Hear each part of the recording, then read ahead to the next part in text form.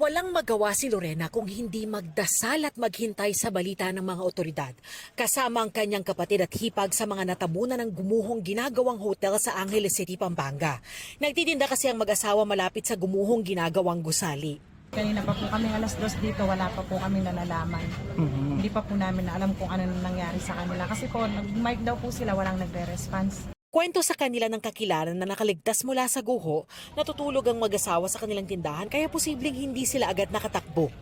Sa totoo lang po, hindi na kami umaasang buhay yung kapatid ko tsaka yung hipag ko. Dahil po sa tagal At tsaka yung kapatid ko, sandali na pag hindi siya nakakahinga. Pero hanggang ngayon, wala pang update sa kanila ang mga otoridad. Karamihan sa mga biktima ay construction workers. Isa sa mga mapalad na nakaligtas si Brian Sitangco. Nangyari raw ang pagguho habang natutulog sila sa baraks na nasa ibaba ng gusali. Bumagsak yung bubong na tinuturuan ko ng baraks. Balutan pa ako ng net. Pinunit ko na lang. Nagtamo siya ng mga sugat sa ulo, braso at mga binti. Alas 2:30 ng madaling araw. Bumuho na yung building. Natutulog na ako nun. Nasa baba kami, nandun ang baraks sa baba ng building. Nakatapunan na ako ng simento. Sinubukan niyang tawagin ang kanyang mga kasamahan pero walang sumasagot. Balutan pa ako ng net. Pinunit ko na lang ng yung mga basag na simento.